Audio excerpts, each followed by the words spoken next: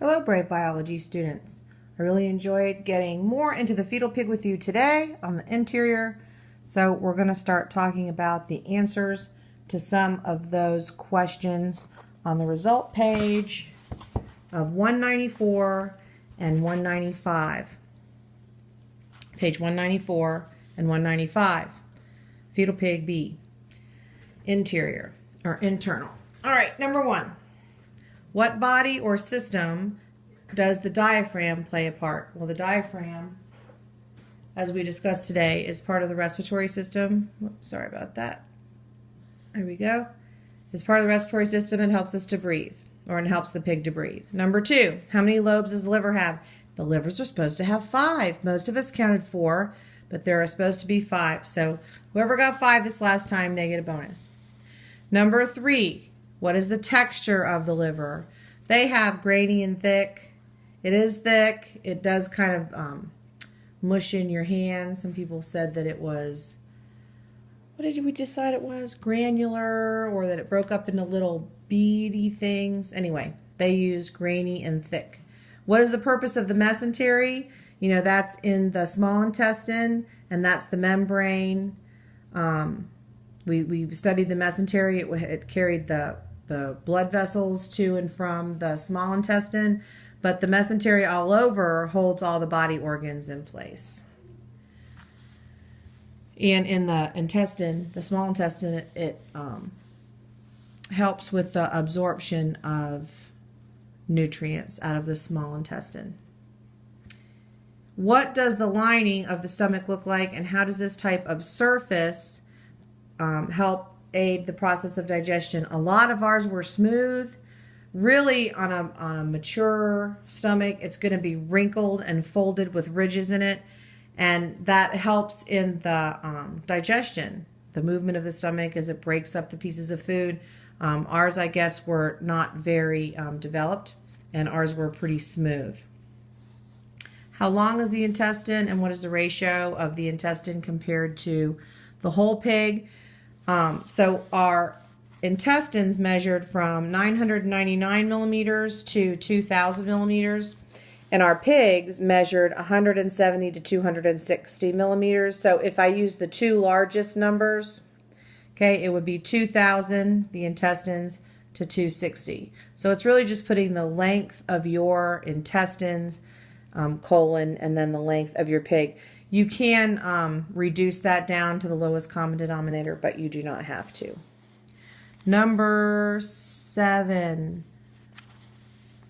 What are the 2 essential organs in the thoracic cavity? That would be the heart and the lungs. The heart and the lungs. What is the purpose of the thymus gland? Your thymus is an endocrine gland. It produces hormones. That must be in your textbook because we didn't talk about the thymus today. Number 9, for the following organs, identify the system in which they are part. I hope you can get these. Heart, circulatory, lungs, respiratory, trachea, also respiratory, esophagus, digestive. What is housed in the voice box? Well, the vocal cords. The vocal cords are housed inside the voice box or the larynx. The voice box is in the larynx. And number 11, which is on the back side of here, it's on page 195 for you. Here it is.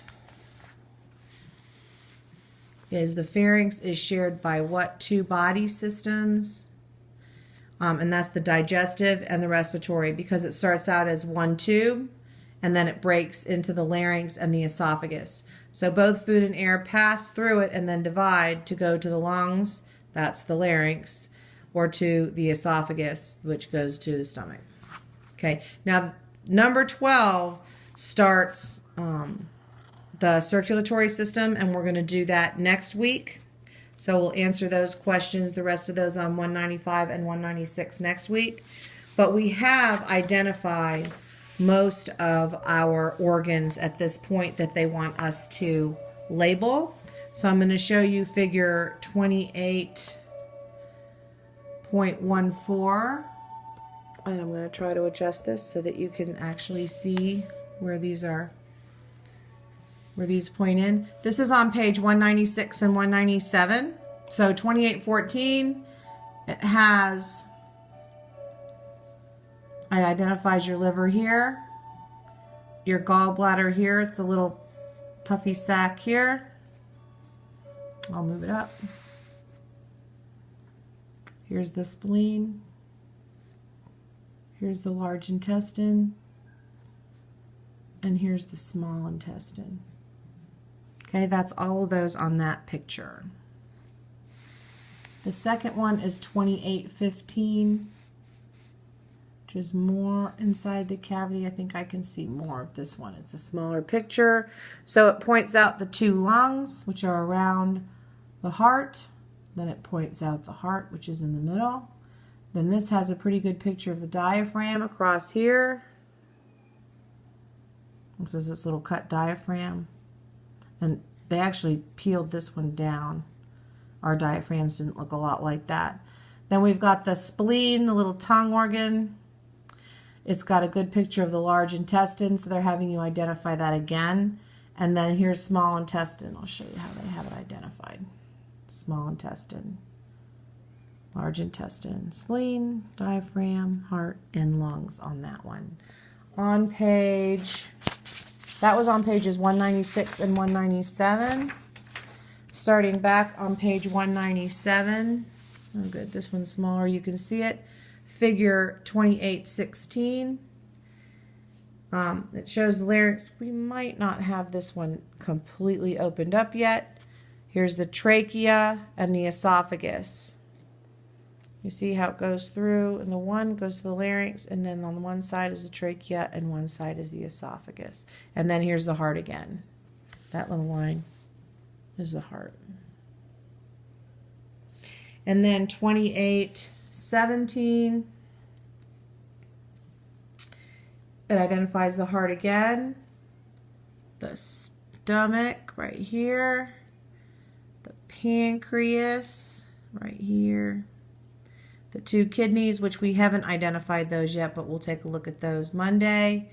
But the large intestine we have seen. This one, they've got it uncoiled though. Look at that. They uncoiled the large intestine here, which ours, I think we left ours coiled. And then way down toward the bottom is the little sac of the urinary bladder. And we'll identify that next week. So now you have your labels and you have most of your questions answered. That ends on page 197, and I look forward to diving into the circulatory system of the pig next week. See you then.